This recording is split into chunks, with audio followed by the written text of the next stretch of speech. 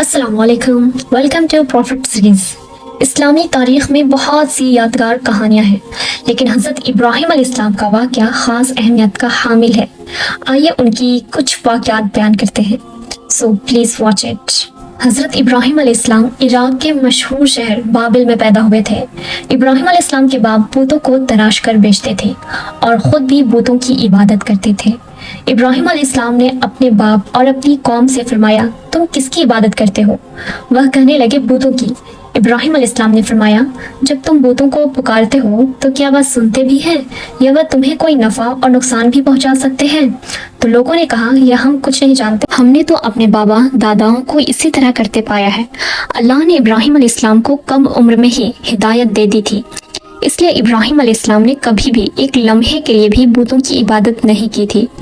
इब्राहिम अलैहिस्सलाम ने अपने बाप को समझाने की बहुत कोशिश करी और फरमाया, अब्बा, मुझे एक ऐसा इल्म मिला है जो आपको नहीं मिला, इसलिए मेरे साथ हो जाइए, मैं आपको सीधा रास्ता दिखाऊंगा। अब्बा, शैतान की इबादत ना कीजिए, बेशक शैतान अल्लाह का नाफरमान है। अब्बा, मुझे डर लगता है कि आपको अल्लाह का अजाब ना आ पकड़े, कि आप शैतान के साथी ना हो जाएं। उनके बाप ने जवाब दिया, ए इब्राहिम, क्या तू मेरे माबूद से फिरा हुआ है? अगर तू बाज ना आया तो मैं तुझे संसार कर दूंगा। तू मुझसे दूर चला जा और कभी नजर ना आए। इब्राहिम अलैहिस्सलाम ने अपने बाप से फरमाया, आप पर सलामती हो, मैं अपने रब से आपके लिए बख्श तलब करता हूँ। वालिद के सख्त जवाब के बाद इब्राहिम अलैहिस्सलाम उनसे जल्दी इख्तियार कर लिए। इब्राहिम अलैहिस्सलाम बुत परस्ती से सख्त चिढ़ते थे। ईद के दिन उनकी कौम के लोग खाना पकाकर माबूद के सामने रख देते, फिर शहर के बाहर एक मैदान में जमा होते, वहाँ खेलते कूदते और खुशियाँ मनाते। शाम को घरों की तरफ आते, सुबह बुतों के पास जो खाना रख गए थे उसको उठाते और तबर्रुक समझकर खा जाते। इस दफ़ा जब ईद का दिन आया तो सब तैयार हो गए, पर इब्राहिम अलैहिस्सलाम तैयार नहीं हुए। वह लोग जाने से पहले इब्राहिम अलैहिस्सलाम के पास आए और पूछा, क्या आप हमारे साथ नहीं जाएंगे? इब्राहिम अलैहिस्सलाम ने आसमान की तरफ निगाह की और फरमाया, मैं बीमार हूँ। वह लोग इब्राहिम अलैहिस्सलाम को छोड़कर चले गए। फिर इब्राहिम अलैहिस्सलाम उन बुतों के पास गए, देखा कि उनके सामने खाना पड़ा है और उन बुतों ने उस खाने को छुआ तक ना था।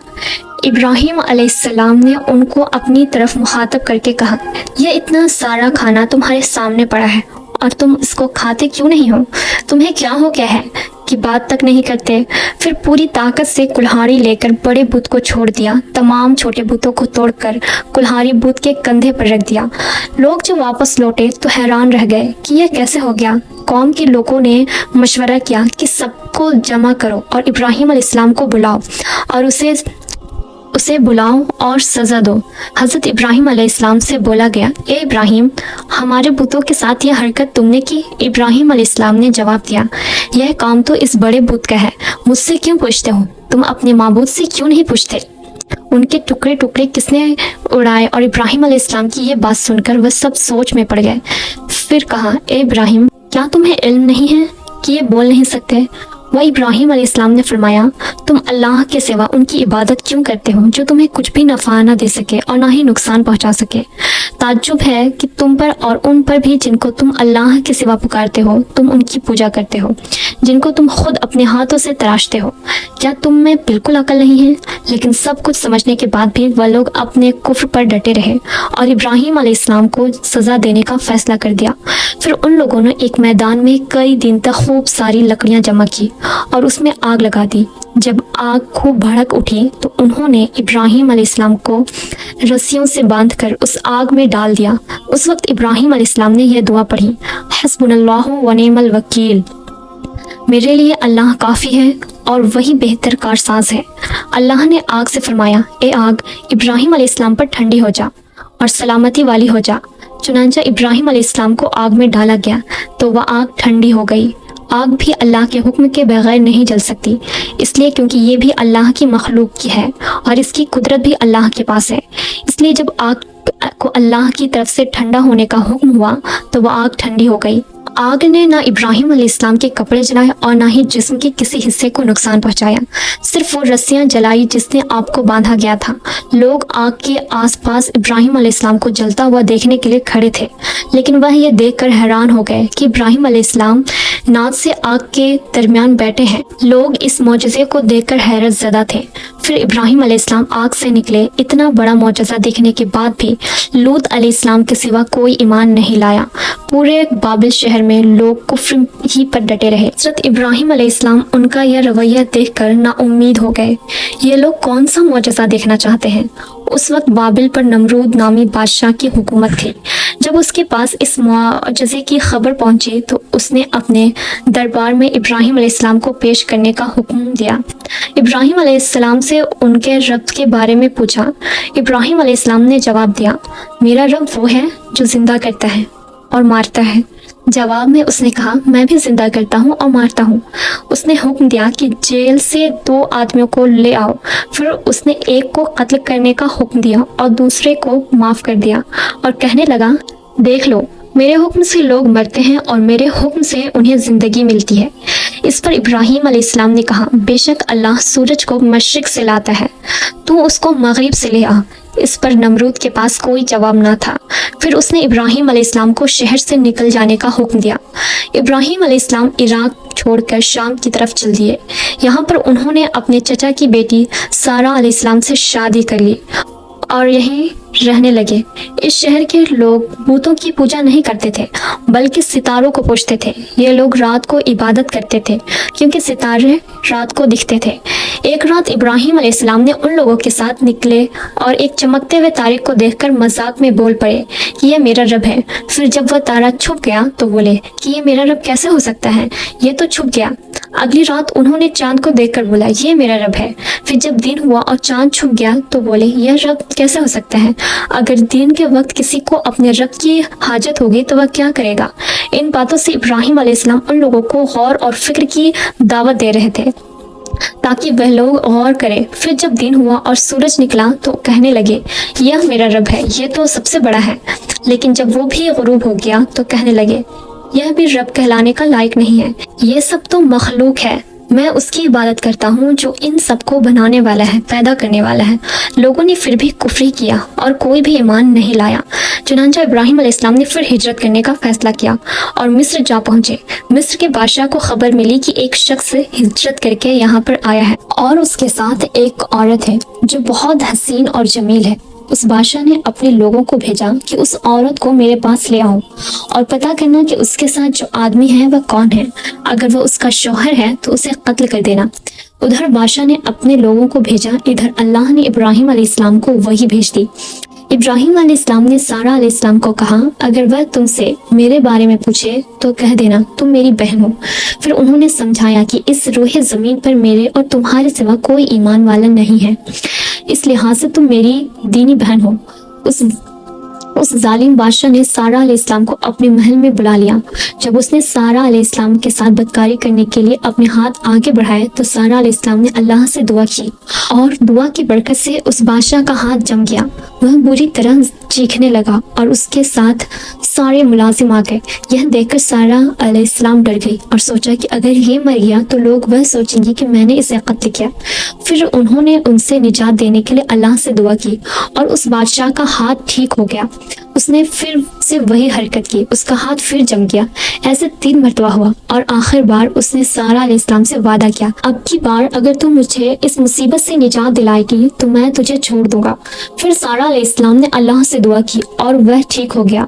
फिर उसने सारा अलैहिस्सलाम को इज्जत से रिहा कर दिया और उनकी खिदमत के लिए अपनी बेटी हाजरा को उनके साथ कर दिया।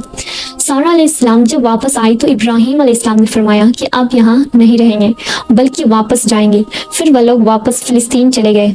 इब्राहिम अलैहिस्सलाम की उम्र 86 साल की हो गई पर उनकी कोई औलाद ना थी। तो सारा अलैहिस्सलाम ने सोचा, मैं बांझ हूँ और इब्राहिम अलैहिस्सलाम को औलाद की तमन्ना है तो क्यों ना मैं हाजरा अलैहिस्सलाम का निकाह इब्राहिम अलैहिस्सलाम से करा दूँ। फिर इब्राहिम अलैहिस्सलाम और हाजरा अलैहिस्सलाम का निकाह हो गया। अल्लाह ने इब्राहिम अलैहिस्सलाम की औलाद की दुआ कबूल की और बेटे इस्माइल अलैहिस्सलाम से नवाजा। फिर अल्लाह का हुक्म हुआ कि अपनी बीवी हाजरा अलैहिस्सलाम और बेटे इस्माइल अलैहिस्सलाम को लेकर मक्का रवाना हो। اس وقت مکہ ایک بالکل بنجر جگہ تھی.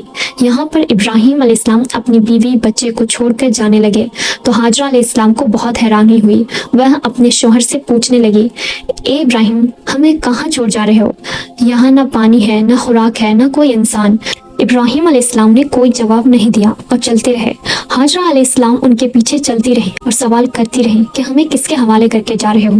یہاں تو بالکل بے آباد جگہ ہے. ابراہیم علیہ السلام نے پھر بھی کوئی جواب نہیں دیا. آخر ہاجرہ علیہ السلام ان سے پوچھے, کیا آپ کو اللہ نے اس کا حکم دیا ہے؟ تو ابراہیم علیہ السلام نے فرمایا ہاں. تب سیدہ ہاجرہ مطمئن ہو گئی اور بولی, اگر یہ بات ہے تو اللہ ہمیں بالکل ضائع نہیں ہونے دیں گے. خوراک اور پانی چند دن میں ختم ہو گیا. پانی کا ایک بھی قطرہ نہ بچا. خوراک نہ ملنے کی وجہ سے ماں کا دودھ بھی خشک ہو گیا. اب بچہ بھوک سے بلکنے لگا. ہاجرہ علیہ السلام اپنے بچے کو بھوک سے روتا ہوا نہیں دیکھ سکتی تھی, اس لیے انہوں نے بچے کو وہیں چھوڑا اور پاس کی ہی پہاڑی رفح کی طرف دوڑی کہ شاید کسی طرف پانی یا خوراک نظر آئے یا کسی انسانی کی جھلک نظر آ جائے. جب کچھ نظر نہ آیا تو نشیب کی طرف پہنچی, پر جب انہیں بچہ نظر آنا بند ہو گیا تو وہ تیزی سے مروے کی پہاڑی کی طرف دوڑی. وہاں بھی کچھ نظر نہ آیا. خیال آیا کہ پھر سے کوشش کرنی چاہیے. اس طرح انہوں نے رفح اور مروہ کے درمیان 7 چکر لگائے. اللہ کو ہاجرہ علیہ السلام کی یہ ادا بہت پسند آئی اور اللہ نے ہاجرہ علیہ السلام کی اس سنت کو برقرار رکھنے کے لیے اسے حج کا حصہ بنا دیا. یہی وجہ ہے کہ مسلمان حج اور عمرے کے وقت صفا اور مروہ کے درمیان صحیح کرتے ہیں. جب وہ آخری مرتبہ مروہ پر پہنچی تب انہیں ایک آواز سنائی دی جو اسماعیل علیہ السلام کے قریب سے آ رہی تھی. وہ جلدی سے اپنے بچے کے پاس پہنچی تو دیکھا کہ اسماعیل علیہ السلام کے قدموں کے نیچے سے پانی پھوٹ رہا ہے. اللہ نے جبرائیل علیہ السلام کو ہاجرہ علیہ السلام کی مدد کے لیے بھیجا تھا. انہوں نے زمزم والی جگہ پر اپنا پیر مارا تو اسماعیل علیہ السلام کے قدموں کے پاس سے زمزم کا عظیم چشمہ جاری ہو گیا. اللہ نے اپنے ان بندوں کے لیے زمین پھاڑ کر ایک چشمہ نکال دیا. یہی آب زمزم کا آغاز تھا. ہاجرہ علیہ السلام پانی کو حیرانی اور خوشی سے دیکھتی رہی. جب انہوں نے دیکھا کہ پانی چاروں طرف بہہ رہا ہے تو انہوں نے زمین کو کھودنا شروع کر دیا تاکہ پانی ادھر ادھر نہ بہہ جائے. پھر انہوں نے اسے گڈھے کے چاروں طرف پتھر رکھ دیے اور بولی, زمزم یعنی رک جا. نبی صلی اللہ علیہ وسلم کا فرمان ہے, اللہ اسماعیل علیہ السلام کی والدہ پر رحم فرمائے. اگر وہ جلد بازی سے کام نہ لیتی تو زمزم ایک بہنے والا چشمہ ہوتا. ہاجرہ علیہ السلام نے اسماعیل علیہ السلام کو پانی پلایا اور خود بھی پیا. بس یہی آب زمزم ان کے کھانے اور پینے کا کام دیتا تھا. کچھ ہی دنوں میں ہجرت کرنے والا ایک قبیلہ پانی کی تلاش میں وہاں پہنچا. انہوں نے ہاجرہ علیہ السلام سے وہاں پڑاؤ ڈالنے کی اجازت مانگی. ہاجرہ علیہ السلام نے فرمایا, ٹھیک ہے, لیکن آپ کو اجرت ادا کرنی ہوگی. قبیلے کے لیے یہ سستا سودا تھا. انہوں نے فوراً حامی بھر دی. اسی طرح وہاں رہائش شروع ہو گئی اور اسماعیل علیہ السلام وہاں پرورش پاتے رہے. اس قبیلے کی مکہ میں رہائش ابراہیم علیہ السلام کی دعا کا نتیجہ تھی. جب ابراہیم علیہ السلام نے اپنے بیوی بچے کو حضرت ابراہیم علیہ السلام نے اپنے بیوی بچے کو بنجر جگہ پہ چھوڑا تھا تو یہ دعا مانگی تھی, اے ہمارے پروردگار, میں نے اپنی اولاد اس بے آباد جنگل میں تیرے گھر کے پاس بسائی ہے. یہ اس لیے کہ وہ نماز قائم کرے. بس تو کچھ لوگوں کے دلوں کو ان کی طرف مائل کر دے اور انہیں پھلوں کی روزیاں عطا فرما تاکہ یہ شکر گزاری کرے. دن گزرتے رہے اور اسماعیل علیہ السلام مکہ میں بڑے ہوتے رہے. ابراہیم علیہ السلام ہر سال 1-2 بار اپنے گھرانے کی دیکھ بھال کے لیے چکر